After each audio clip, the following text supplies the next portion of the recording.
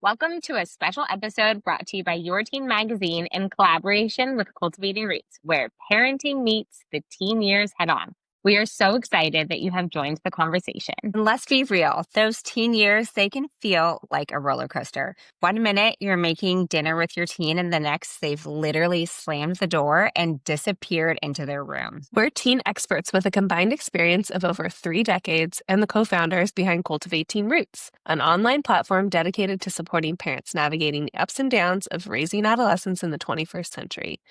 I'm Caitlin, a licensed marriage and family therapist who specializes in working with tweens and teens. I'm Malia, a credentialed school counselor who works with high school and middle school students and their families. And I'm Hannah, a credentialed high school special education teacher who has worked with teens and families in the public school setting. In each episode, we dig into some of the hardest, most emotional, and most confusing questions parents are asking right now, from mental health breakdowns to identity struggles and school burnout. So you're not alone if you've ever thought, who is this kid standing in front of me, or am I totally screwing this up? And I promise you, you're not. We've chosen a few parenting questions we've received that really hit deep. The ones that make you pause, take a breath, and wonder, am I doing this right? And we're not giving sugar-coated answers. We're giving you honesty, tools, and empowering you to reinforce healthy dynamics with you and your teen. We spend all of our days working directly with teens and their families. We get the inside scoop about what they won't tell you, but they wish that you knew. So whether you're walking the dog, sitting in traffic, or winding down after a busy day, welcome, and let's get into it. You guys, it's hilarious that we're all in the same house, but in different rooms. And this is our 4th time recording and our 2nd time all being together. I know. Also the fact that you guys, for some reason, could see and hear me, but I could not see and hear you. I thought that you hadn't logged on yet. So I was just like sitting here looking at myself. It was really funny. Playing with my hair. And I was like, where are they? We're ready, Aaliyah. I was just glad that you didn't like pick your nose or something and then eat the booger. That would have been, actually, that would have, Gross. I don't think I would have been embarrassed by that in front of you guys. True. I mean, I would have been embarrassed about that in front of other people. We'll have any excuse to be together. And today's Labor Day, so we have the day off, and we're like, maybe we should just, we have a webinar coming up in a week and a half. And so we needed to practice for that. And then I was like, but what if we had dinner together and then also record the podcast and then also had dessert together? So we have dessert to look forward to after we finish this. And thanks for, cooking up a feast for us as always. I mean, my husband did like 90% of it, but I did forage us some blackberries for a blackberry crumble. And Aaliyah's a little concerned that maybe I picked some poisonous berries, but I promise they're not. I can't wait. I just can't stop smiling when I'm with you guys. I can't stop smiling. I know. But back to the blackberries, I was like, I didn't know that you guys had a blackberry bush in your backyard. And you're like, no, like I got them from the trail that I walked the dogs on, which got me a little bit nervous. But you said that you've been eating them all summer. So I'm just going to trust and believe. This is my 4th summer foraging these blackberries, but I do pick the high up ones because the dogs pee, like dogs. I pick only eye level or above so that they can't be peed on. And I wash them 6 times. Is the ice cream homemade? Obviously. Oh my God. Caitlin got into making homemade ice cream. I feel like this summer really, like spring, summer. You really elevated it. I had an ice cream maker last year, but I didn't dabble in flavors. Like usually it's just vanilla, and this year I've dabbled in some flavors. You did make peach last year, and remember our cousin Katie was here. And she's lactose and she thought it was vegan. People often think I'm vegan, which I'm not, but I can see why. I'm vegetarian and don't eat cheese.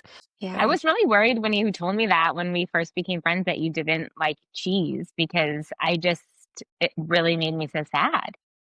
People are often worried about that, and then they realize that they can eat my cheese. Like yesterday, my husband Nate and I went to this local bakery, and we went to Selena Pronto, which has like those little puffs, and they had a new one. Yeah. I don't know if you guys have had it. It has like asparagus, and it's so good, but it had ricotta, and I didn't want the ricotta, so then Nate was dipping his into my ricotta. So I'm a good friend to have. Yeah, you've put my cheese on your pizza for sure. I have. I know. People are always upset by it in the beginning. They're like, but like, how can I be friends with somebody who doesn't eat cheese? And then they realize that my cheese is available for the taking. And you know who really likes my cheese? Oh, yes. Georgia, your daughter. Georgia She's Dawn. Yes, very, my daughter's very into the leftover cheese. Yeah, she's not into a she, carb. She just likes the cheese and the meat. we're, we're a good combination because I'll eat the Yeah, bread you and two she'll eat the are. cheese and the And meat. she likes Hmm. ranch, which I cannot Yeah. stand and you love. So the two of you Love. can like share a pizza with ranch and live happily ever after. And now that you have frozen chicken dinos for her. And then my niece came over and I was so happy I had chicken nuggets in my freezer because she needed lunch. And I was like, guess what I got? I Yeah. got chicken nuggets and I got ranch. I got barbecue sauce. We did a triple dipper. So she had Was she ranch, barbecue happy? sauce, and ketchup. She was thrilled. Wow. So yeah, What a good aunt. turns out that I'm in the phase of life where you have to have frozen chicken nuggets in your freezer at all times. Yeah. Wow. At all I also just want to say times. that before this podcast and coming over to your house, I fully got ready for bed. I took a Oh, shower, same. I washed my Me too. hair, I worked Yeah. out, and it feels I did so not good to work just out. know. I also worked out today, but I did, usually I do a Sunday, like I dye my eyebrows and then I do face mask, full 5-step ASOP and hair mask. And I did all that today too. So I'm so glad that we Wow. decided to do no makeup on the pod. A la Pamela Anderson. Also, Damn wait, it. did you see that apparently the Pamela Anderson, Liam Neeson relationship from, they're in Naked Gun together and apparently they're in a Yeah. relationship, but that was all for like promoting the movie. Did you see that? Per usual, I have no clue what you guys are talking about. Do you know who Pamela Anderson is? Just kidding. Do you know who Liam Neeson is? No, probably Don't not. think so. You don't. Remember those movies Taken and he's like, I have a very specific set of skills. No. No, lo siento. Also, Love But Actually. Have you seen Love I'm sorry, Actually, you Hannah? guys. I just don't know like pop culture stuff. Oh. But you know what I do That know is true. about? You know about What? teens. I know about teens. Was that your Yeah. transition? I knew that was You going to be know your about teens. transition. I mean, it just Yeah. reminds me when I'm teaching and I'll be like Yeah. in the classroom and I like try to do a transition and the kids do not ever like my jokes. My Correct. favorite part of your jokes is never your joke. It's your enjoyment of your joke. Like that's the best part is Yeah. that you think it's so Like funny. Like, I you have think seen that you are the funniest person. truly. I have seen you before it even comes out of your mouth laugh so hard at your own joke that is only in your head. You haven't even said it yet, and you're like crying and bent over and I like know. laughing so hard. I And mean, that was that's what. such a funny transition. Okay, tell us your first question. We have some juicy ones today. Like not boring. Okay. So the first one is from Jackson from Austin, Texas. My son is 10 Wouldn't it be years funny old. if it was like Jackson from Jackson Hole? That would be. Or Jackson, Mississippi. Yeah. Yeah. Okay, so my Okay, son sorry. is 10 years old, and I feel totally unprepared for what's coming in the next few years. School, friends, porn. We have had such a close bond, and I'm scared everything is going to change. Is he going to, is he going to totally change once the hormones hit? Am I going to lose him down the rabbit hole of social media, gaming? Help me feel more prepared, please. Oof. Wow. The unknown is so That's- scary, isn't it? Yeah, It's like it is. and it reminds me of the fact that when we first built our business, we were thinking that we would have a lot of parents of older teens. And we actually ended up with a lot of parents that were like fifth, sixth, seventh, eighth graders. And I Yeah. think this is such a common fear. That's like evidence of how common of a fear this is.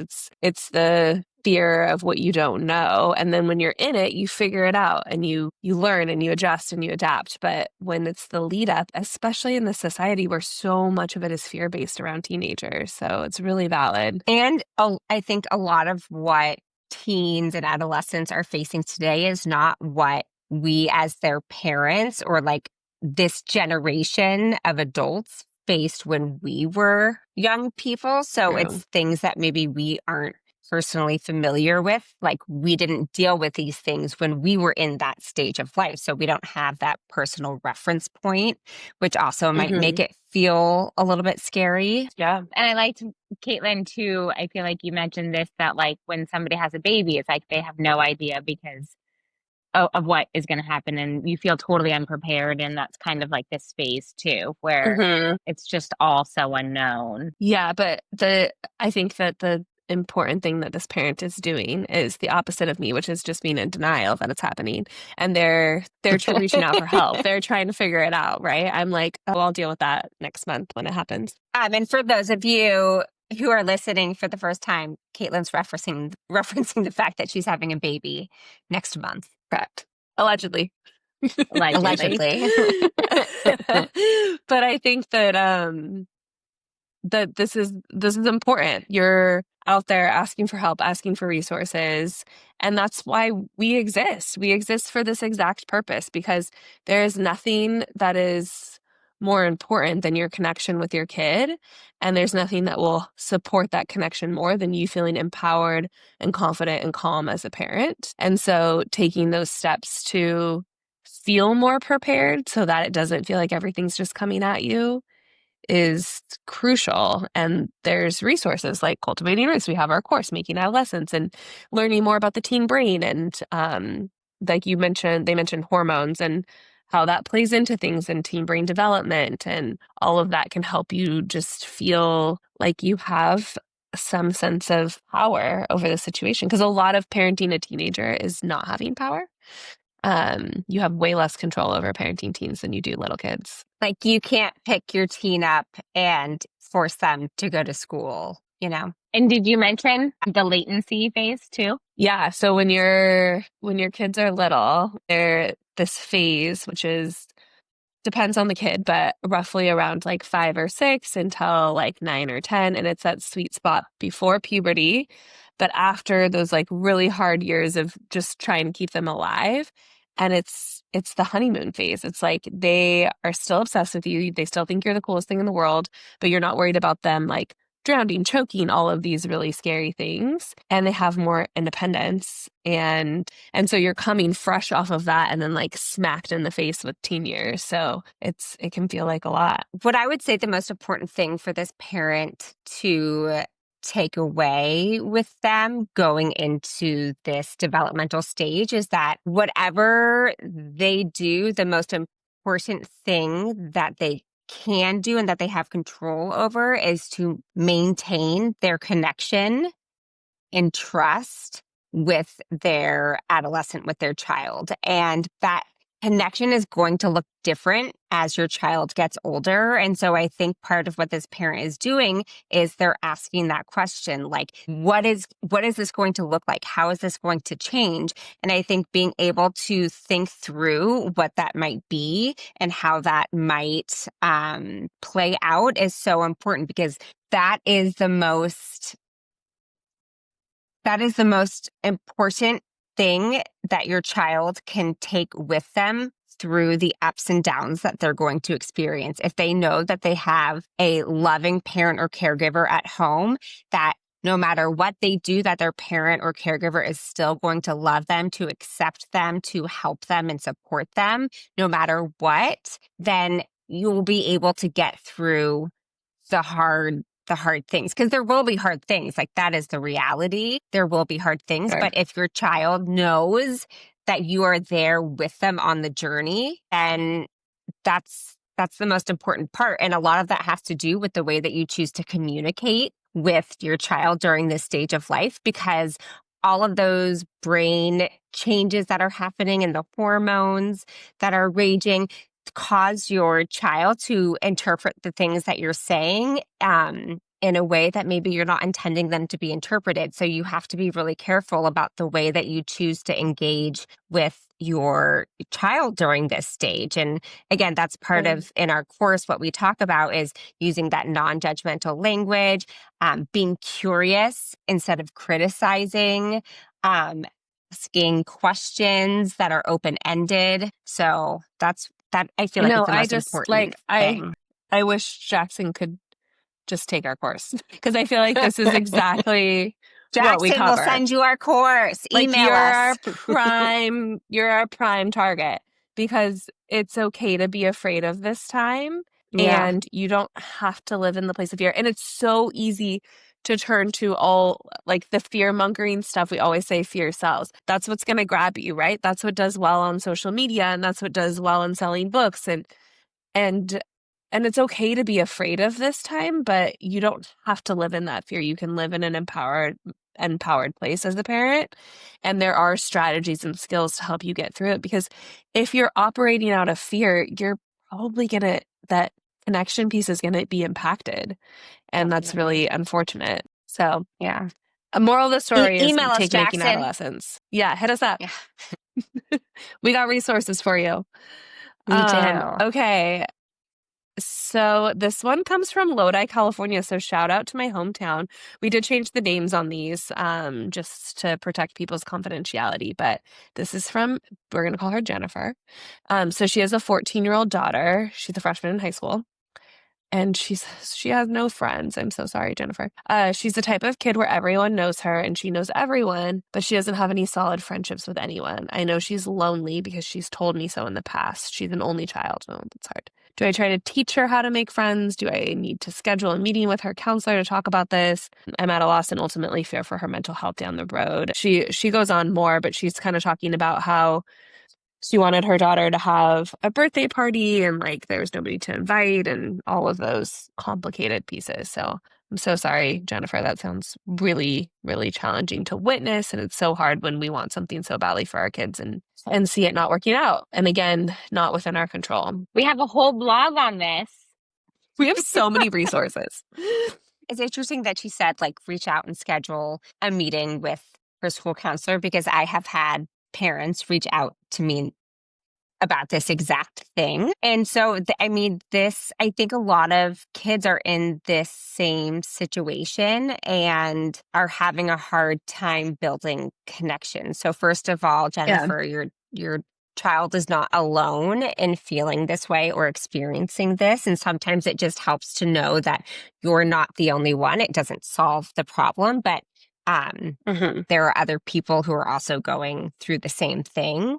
And part of what I talk about with those parents who reach out is finding something that their child has like a genuine interest in and working from there. Because I think we can force our kids to go to the school dance or force our kids to play a sport, but if that's not something that they want to do or that provokes such an intense level of anxiety that they shut down, then it defeats the whole purpose. So I think starting from a place of like, what's something that where you're pushing yourself a little bit, but like there is that element of connection where you do enjoy this activity. Like maybe you really like, maybe you really like basket weaving and there's a basket weaving class at your local community college. So like maybe that's a place to start. Okay, actually, I did think of that for a reason, because one of the previous principals that I used to work with, she would always like talk about, as an example, like taking a basket weaving class at community college. So I didn't just make that up. So It came funny. from So her. random. Okay. It is. I thought you were going to say like tennis. No, that's a better example. Or ceramics. But finding something they're interested in. Maybe it's like anime or making video games or, something more relevant than basket weaving. But finding something Or that they basket have weaving. an interest in, or basket weaving. I also think reaching out to the school is a good idea, because I know like the three of us, when we all worked at the same school, we saw a huge need in this. I feel like, Aaliyah, was it your idea or Hannah's? It wasn't mine. To do Puppy what? and Pals? No, to do the lunch bunch thing that we did at bunch? Petaluma High. Yeah. I don't know. I thought it was like our brain collectively came up with the idea. A joint collective. But we just were noticing that there was like a lot of kids eating alone. I feel like, Hannah, you were noticing that there were kids that wanted to come into your classroom. And so we got a therapy dog to come in and we set up games and just like gave them a space. And we reached honestly, out to students who like seemed like they needed a space. Yes. And for the most part, they kind of all just came and hung out solo, but at least they had a place to be, right? Like they weren't super interested in getting to know each other as much as they wanted to honestly chat with us, but which was fine. But I think just having a place to be sometimes, and sometimes kids just want to be alone. Like I often want to eat my lunch alone sometimes because I'm so used to being with people all day and need that like downtime. Sometimes I want to take a walk. So I think learning what your kid wants. She did say that she knows her daughter's lonely because she's told her so. Um, but I think it's important to recognize that not everybody, a parent's needs and a kid's needs can be very different. And so if you're a super outgoing and social parent, you might have a more introverted kid. And that doesn't mean that she doesn't need this help in forming friendships, but it might not be as like intense as it seems from the outside. Right, like maybe she just needs one good friend versus like a whole Exactly. group of friends. Totally. And I and think that's too, like understanding. I was gonna Sorry, say, go I was gonna ahead, say Hannah. that's kind of how I was in high school. Like I had a couple like just Yeah, really good friends, but I Yeah. didn't want a ton of friends, and I didn't want to go to dances, and I didn't want to do that stuff. yeah. Um, I mean, you you did know. ask our parents to pick you up from prom because you wanted to go home and hang out with them. That feels So, right And as rain. I would lie and say that my parents said that I couldn't go, but really. And I was like, how do I stay as long as possible and be in as many things as possible? But um, everybody's but I was going different. to say, like, And knowing your kids' like maturity level, because I feel like mm, we've worked with That's a good students point. who are like very mature for their age and just connect better with adults. And then also students who are like not at the same maturity level as their peers. And so they have a hard time connecting because they aren't, at the same maturity level as mhm, the other students around them. And so maybe that is what is creating a challenge for your child. So I think knowing your child and knowing what they yeah, want and need can help you figure out which direction to go. totally. And sometimes it's also about like you're saying she's an only child, and how can you have opportunities for modeling that give her social experiences that are outside of school? So is it doing more stuff with like family friends or going on vacation with family friends or barbecues, like stuff like that? So that way she's getting that exposure, but it's lower stakes. Like I have a lot of kids that are truly only with their extended families, their cousins and stuff like that on the weekends. And I think that kind of stuff often feels more comfortable to kids that are introverted or struggle with friendships because they're still doing something. They're not sitting at home all weekend. They have something to say when their teacher says, "How was your weekend?" But it's not requiring them to actively go out, make plans, go to somebody's house, have somebody over, all of that kind of stuff. Yeah, Totally. definitely. Okay, should we get to our last Should one? we? This was the juiciest one. This Yeah, was the let's do it. juiciest one. And also, like, I love the name of the town that this person is from. I did not know that this town existed. So, Taylor, again, names and identities have been changed to protect everyone's privacy. But Taylor from Cool, California, um, wrote in and said, "Please help with advice. We've just found out that our 15-year-old son has started having sex with his 15-year-old girlfriend. We found used condoms in his room and we saw a text confirming that they're having sex. Need to talk to him without him feeling like we're attacking him. But I take this very seriously and my husband and I are concerned about a possible accidental pregnancy." Woo. Okay, so my first Saving thought the best for last. is I'm so My glad they're first and both my first thought is I'm glad they're using condoms. So yay okay. for Definitely. I'm that. glad about that. But also, just as a licensed therapist, my first thought is I'm so glad they're both 15 because in the state of California, a 14 and a 15-year-old cannot have consensual sex with each other. So just FYI. That is Um, good for parents to yes. know and for Very. adolescents to know too. Yeah. Yes. So that's the trickiest one is the 14 and the 15-year-old. 15 and up can have consensual sex with anybody under the age of 20, Wait, as so long a as it's consensual. 15-year-old and like a 19-year-old can have sex? It's not considered child abuse. So a 14-year-old and a Okay. 15-year-old is considered child abuse and is reportable by state law. Okay. So just to that's the only age that is like, ooh, this could really happen. Yeah. Um, so, and that goes for everything, right? So not Yeah. just intercourse, but like if kids, I think our last podcast covered sending nudes, but that age Uh-huh. gap is like really, really crucial for the That's California state so law. interesting.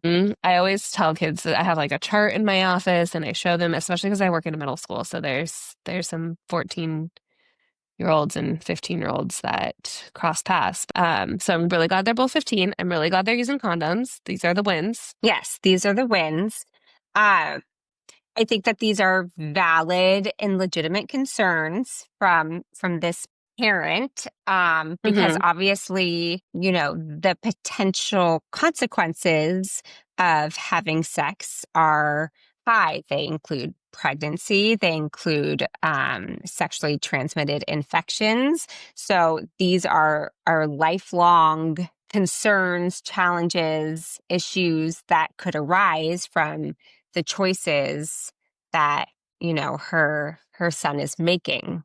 Hmm. And I'd be curious to know like what conversations this parent or these parents have had or not had Me with too. their son about sex, as just like a base level Yeah, where I think the curiosity is like really crucial here. I feel like I've worked with a lot of older teens and just known people in my life that have had some like really tough, honestly kind of damaging experiences of their parents talking to them about sex that have felt very like shameful and blaming and like you're going to regret it, and it's okay to be worried about this as a parent, but it needs to come from a place of like care, safety, nurturing, and not control, Judgment. judgment. Yeah, because these conversations is not just about this one experience and preventing the right. pregnancy. Like this kind of shapes how your kid might view themselves in a sexual way even later on in life, and you really want them to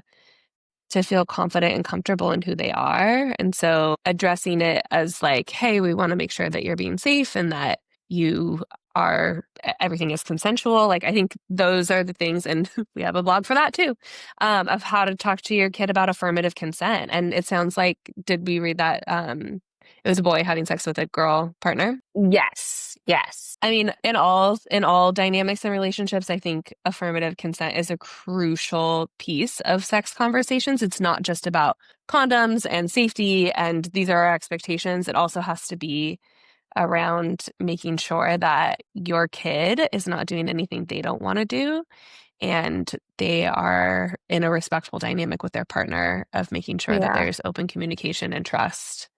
That's really important. And I love I that. I also think to like I just, my mind goes to maybe families who have religious or like value based boundaries Hmm. around sex.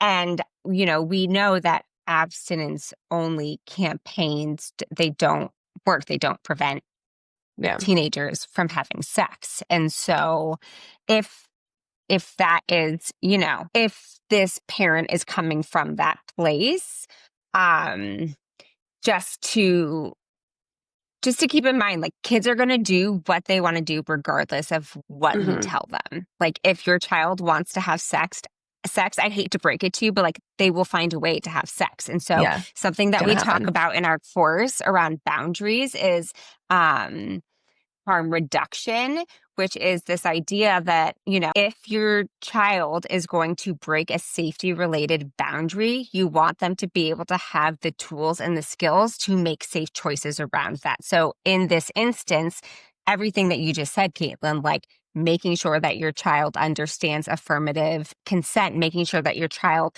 knows how to have, protected sex, all of those things, so that if they are going to make this choice, whether or not you agree with it or think that they're ready, that they're doing it in the safest way possible. Yeah. I feel like it might be helpful. I'm assuming everybody knows what affirmative consent is, but we should probably define it. Oh, yeah. So it's Good call. Good call. basically the idea of like so consent is I consent to in a sexual way is like we are both agreeing to do this thing. Affirmative consent is saying I need you to say yes instead of just I need you to not say no. So in the past it used to be that if somebody said no, you stop, but affirmative consent is getting an affirmative yes, I am comfortable, and getting that consistently throughout and sexual interactions. And so just because somebody has sex one time doesn't mean they want to have sex a second time. Just because somebody did something one time sexually, they might not want to do that again. There's a really good video on YouTube. It's called Affirmative Consent Tea Video. If you just Google that, it'll come up. It's super cute and the kids really like it. It's relatable, but it talks about basically like this idea of if you want to give somebody tea, you can't just force it down their throat, and they might want tea one day and then not want it another day. It's in a British accent, so it's fun. It has like little cartoons and it's a good way of talking about it that doesn't feel cheesy, but is like funny and cute. So that could be a good resource. Just even as a parent, like watching that and getting some language around it. Or Because showing it's it to your awkward. kid. I mean, like, It is. Super awkward. Totally. this is hard Yeah. stuff to talk about. It's not, I don't think any of us are coming from a place of like, oh, like parents should just be able to sit down and have these conversations. Totally. I mean, I love having these conversations, but yes. And it's also not with my own kids. So I understand that that's You different. just wait. I'll probably still, I just think it's like so important to normalize this kind of stuff, and kids are eager for this information and you want them to get it from you. You do not want them getting it from TikTok or YouTube, except for that tea video that can come from YouTube. Yeah. I have had some weird things that kids think is true that they have learned on TikTok. So you want them getting valid information. So push through that awkwardness. And we do have a lot of resources on this. Do you guys have anything else you wanted to say about that before I wrap us up? No, but free resources on our website. Yeah. Tons of free blogs. A lot of the topics that we covered today. Definitely. So you can go to our website, Cultivate Teen Roots, CultivateTeenRoots.com. It's the same name on Instagram and on Facebook. We put out content every single day.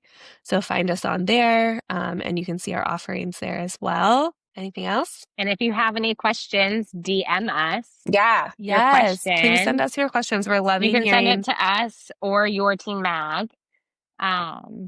And that way we can get your question answered. And we're going to go all eat freshly foraged blackberry crumble with homemade ice cream.